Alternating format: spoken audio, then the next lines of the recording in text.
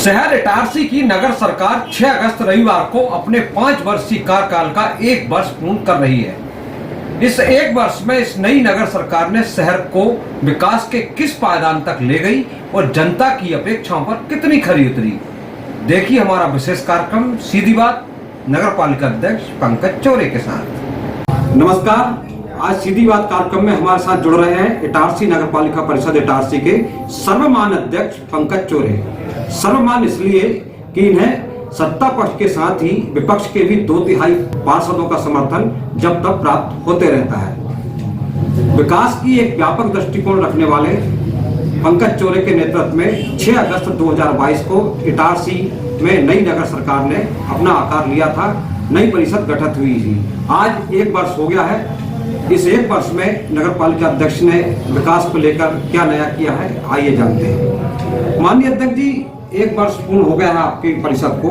इस 1 वर्ष में आपने शहर इटारसी को क्या नया विकास दिया है और जो आपने वायदे किए थे, कितने वायदे आपके अभी पूरे हुए हैं?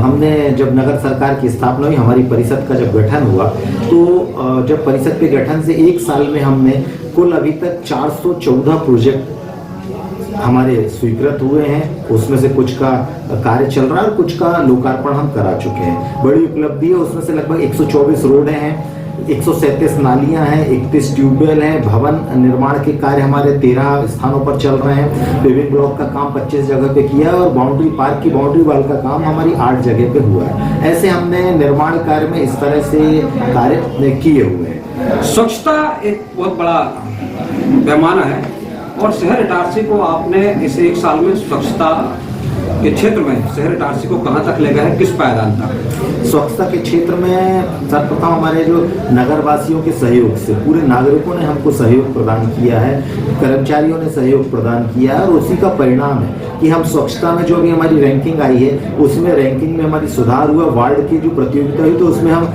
प्रदेश की 99 नगर पालिकाओं ने उस प्रतियोगिता में भाग लिया था, उसमें हमारा 7वां स्थान है। ये बहुत स्वच्छता की दिशा में अमूलचूल परिवर्तन है और इटारसी को गर्व करने का विषय है। लेकिन अभी हम यहाँ संतुष्ट इस पोजीशन से नहीं है। हम नागरिकों के सहयोग से, कर्मचारियों के सहयोग से आने वाले समय में इटारसी को स्वच्छता में नंबर 1 लाने का जो हमने वादा किया था मन से, उस वादे को निभाने के लिए नागरिकों से सबसे सहयोग और उनके सहयोग के साथ हम इटारसी शहर को स्वच्छता में प्रथम नंबर पर लाने का प्रयास कर रहे हैं। उस दिशा में हम कार्य कर रहे हैं। स्वच्छता से जुड़ा एक सवाल है कि गंदगी ना हो तो स्वच्छता रहती है और जो गंदगी के प्रतीक एक जानवर सुअर जो है, इसकी भरमार शहर इटारसी में रहती थी। लेकिन आपने 1 साल में काफी प्रयास किया है सुअरों को शहर से बाहर करने का।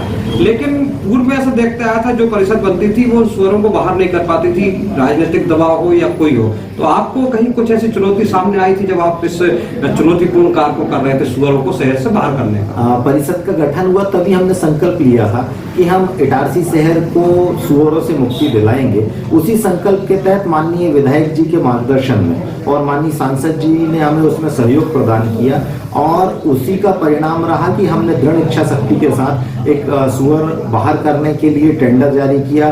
टेंडर हुआ और सुअर पकड़ने के लिए बाहर से टीमें आई और उसका परिणाम रहा। पुलिस विभाग के लिए भी हम धन्यवाद कहेंगे कि पुलिस विभाग ने भी हमको बहुत सहयोग करा, क्योंकि जितनी भी सुअर पालक हैं वो अधिकतर असामाजिक लोग हैं जिनका रुतबा और रंगदारी का काम है, वो लोग सुअर पालक हैं। उनके कारण जो साधारण व्यक्ति है और साधारण कर्मचारी है वो उनका सामना नहीं कर सकते। इसी का परिणाम था कि आज तक हमारी परिषद के पहले कोई भी सुअरों के क्षेत्र में, हटाने के क्षेत्र में कार्य नहीं कर पाए, क्योंकि उनकी रंगदारी और दादागिरी चलती थी। लेकिन माननीय विधायक जी के सहयोग, सांसद जी के सहयोग और पुलिस विभाग के सहयोग के कारण हमारी परिषद सुअरों को बाहर करने में बहुत हद तक सफल हुई है। आपने घोषणा करी थी कि शहर इटारसी को इंदौर जैसा बना देंगे, तो अभी इसमें और कितना समय आप लेंगे? इंदौर जैसे बनाने के लिए हम दृढ़ संकल्पित है, हमारी परिषद दृढ़ संकल्पित है और उस क्षेत्र में हम कार्य कर रहे हैं। लेकिन नागरिक भी हमें सहयोग प्रदान कर रहे हैं, तो सने सने हम उस दिशा में बढ़ रहे हैं। जैसे अभी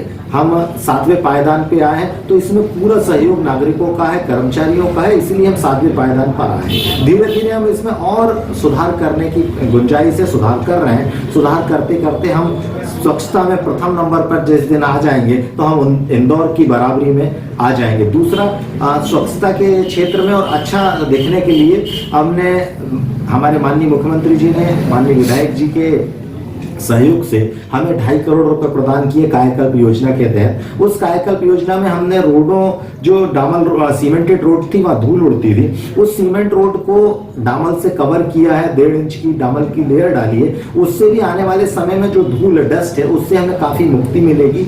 और जब डामर डल जाता है सीमेंट सड़क पे तो उसकी निश्चित रूप से सीमेंट जो सड़क है, सीसी सड़क है, आरसीसी सड़क है, उसकी उम्र बढ़ती है। बात हुई विकास की, अब बात करें परिषद में सत्ता पक्ष और विपक्ष की, तो जो विपक्षी कांग्रेस है उसके भी 14 पार्षद हैं, आपके सत्ता पक्ष से थोड़े कम हैं। तो अभी 4 सम्मेलन हो गए हैं और भी ऐसे विकास के कार्य होते हैं जब ऐसा लगता है कि कांग्रेस की जो 14 पार्षदों की संख्या है वो कहीं ना कहीं आपके लिए चुनौती है, या कहीं चुनौती बनने की कोशिश उन्होंने पार्षदों ने की है? नहीं, नगर पालिका परिषद जो हमारी परिषद है वो बहुत ही, मुझे गर्व है कि बहुत शानदार परिषद है। सभी पार्षद किसी भी दल से हैं लेकिन वो परिषद का अंग है और किसी प्रकार का कोई मतभेद और भेदभाव नहीं है। ना हम विकास कार्य में कहीं पे भेदभाव कर रहे हैं कि भारतीय जनता पार्टी का अध्यक्ष है तो वो कांग्रेस के जो वार्ड है उनमें कार्य नहीं हो रहा। हम समान रूप से हर प्रत्येक वार्ड में, नगर पालिका परिषद में जो भी पार्षद हैं, जो भी वार्ड है, वहां हम बिना दलगत राजनीति के, बिना दल के सभी वार्डों में समान रूप से विकास करें, क्योंकि हमारा ये मानना है कि पूरा जो नगर है वो एक नगर पालिका परिषद का क्षेत्र है और वहां रहने वाले नागरिक पूरे नगर के नागरिक हैं, नगर का प्रतिनिधित्व करने वाले नागरिक हैं और हमारे सब पार्षद हमारे भाई हैं, हमारे बहनें हैं और हम संयुक्त रूप से नगर विकास की परिकल्पना को देखते हैं। और मुझे गर्व है कि कांग्रेस के भी जो पार्षद हैं उन्होंने भी कभी दलगत राजनीति की बात नहीं की है। वो दलगत राजनीति से उठकर वो भी विकास के हर कार्य में हमें सहयोग प्रदान कर रहे हैं और उसी का परिणाम है कि हमारे सत्ता पक्ष के पार्षद, विपक्ष के पार्षद सभी विकास में एकजुट हैं। कुछ सत्ता पक्ष के पार्षद असंतुष्ट हैं, ऐसी चर्चा गाहे बगाहे होती रहती है, इसमें कितनी सच्चाई है? सत्ता पक्ष के जो पार्षद हैं सभी परिषद, जब भारतीय जनता पार्टी की परिषद बनी है, नगर पालिका की परिषद बनी है, 2 साल का गैप था, तो निश्चित रूप से नगर के वासियों को, वार्ड के वासियों को नगर पालिका परिषद से काफी अपेक्षाएं हैं।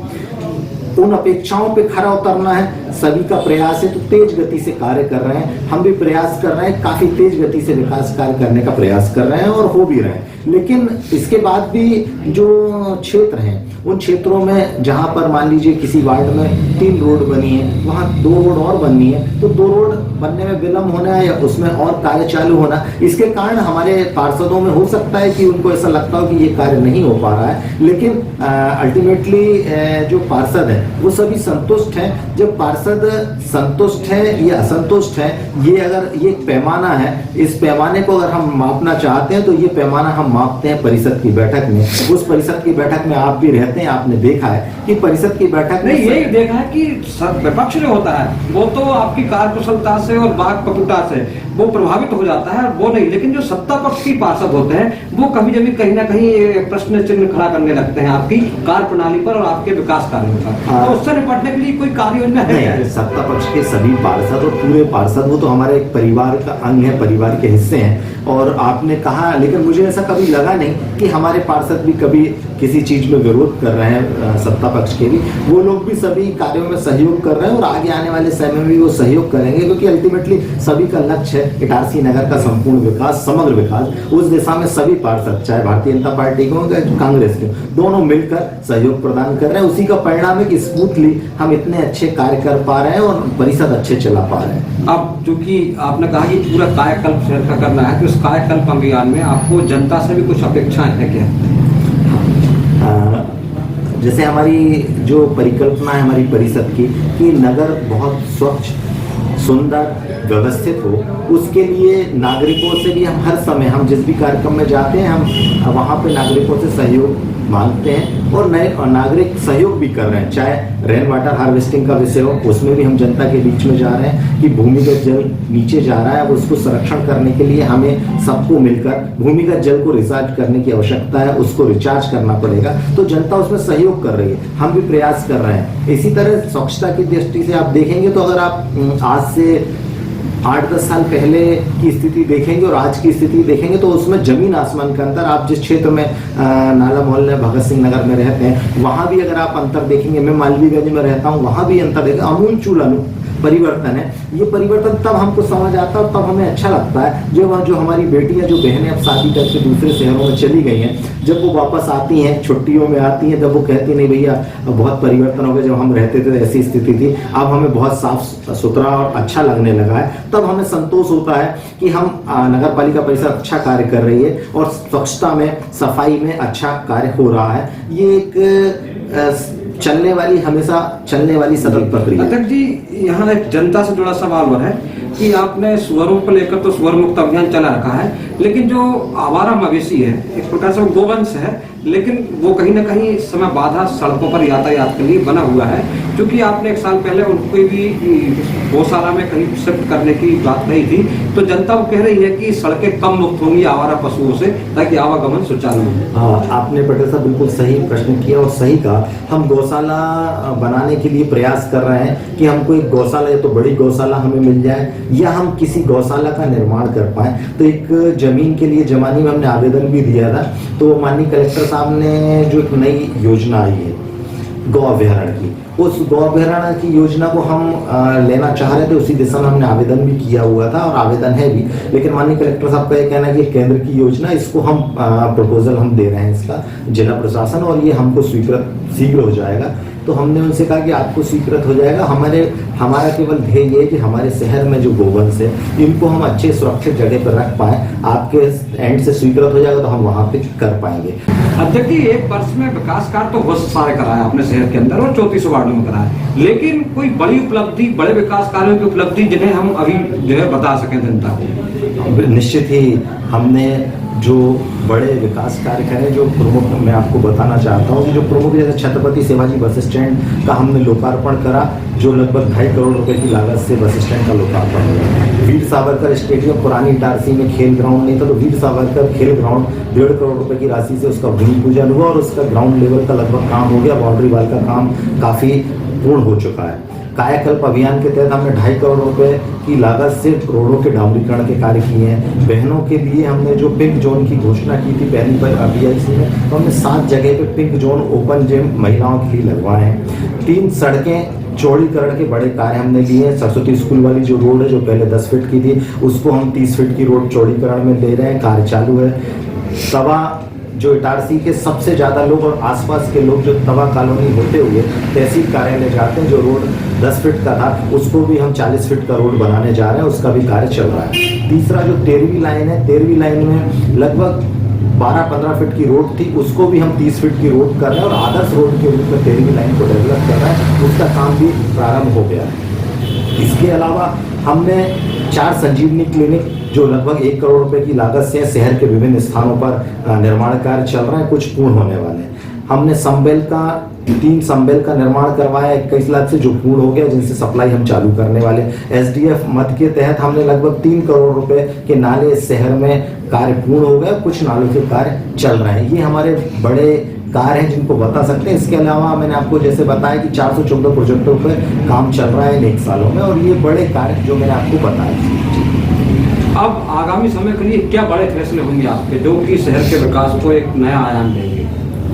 हमारे 1 साल के जो बड़े फैसले हैं, जैसे हमने मानवता का जन इटारसी लाने की घोषणा की, उसकी योजना बनाई है। गांधी स्टेडियम में एस्ट्रोटर्फ के लिए हमने प्रस्ताव पास किया, शासन उसे मंजूरी मिलने वाली, और गांधी ग्राउंड में एस्ट्रोटर्फ लगेगा और भविष्य में बच्चे हॉकी की जो नर्सरी कही जाती है, इससे बच्चों को आधुनिक सुविधाओं के साथ हॉकी की प्रैक्टिस कर पाएंगे। शहर के जो बड़े नाले हैं इनको गेवियन स्ट्रक्चर से हम कवर करने की हमारी योजना है, जिसका प्रपोजल हमने शासन को दिया है। सूखा सरोवर मैदान, उसका नाम हमने वीर सावरकर के नाम पर रखा है।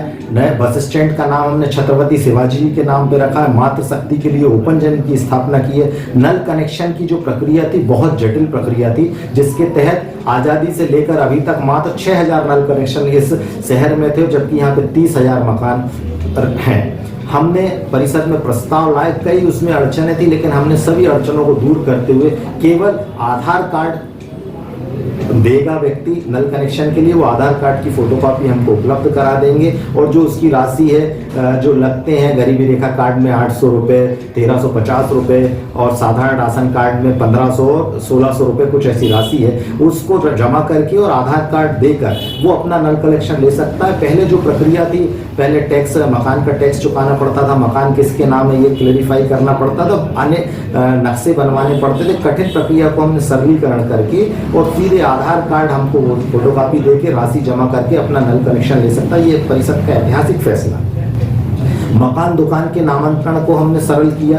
उसके तहत 1 साल में, आज़ादी के बाद से अभी तक का आप रिकॉर्ड उठाएंगे तो 1 साल में कभी भी किसी भी परिषद में 1 साल में 436 नामांतरण नहीं हुए। जो हमारी परिषद के समय हमने 1 साल में 436 नामांतरण किए हैं नगर पालिका परिषद के। रोजाना नगर पालिका कार्यालय में हम जन सुनवाई करते हैं। आप भी जब आते हैं तो आपने देखा है कि जब हम नगर पालिका में बैठते हैं तो हम आम जनता से मिलते हैं और उनकी समस्याओं का तुरंत निराकरण करते हैं। अवैध वसूली या इस तरह की कोई भी भ्रष्टाचार की शिकायत आती तो उस पर हम तत्काल एक्शन लेते हैं और अवैध वसूली और भ्रष्टाचार की समस्या आने पर हम अधिकारियों और कर्मचारियों पर सख्त कार्रवाई करने के निर्देश भी जारी किए हैं और कार्रवाई भी करते हैं और उनके विभाग भी तत्काल बदल देते हैं और प्रशासन को भी प्रपोजल पहुंचाते हैं कि इस तरह का कार्य कर रहे हैं, इनको अपने पद से हटा दिया जाना चाहिए। इस तरह हमारे बड़े फैसले और आने वाले समय में इन अनेक योजनाओं का अमलीजामा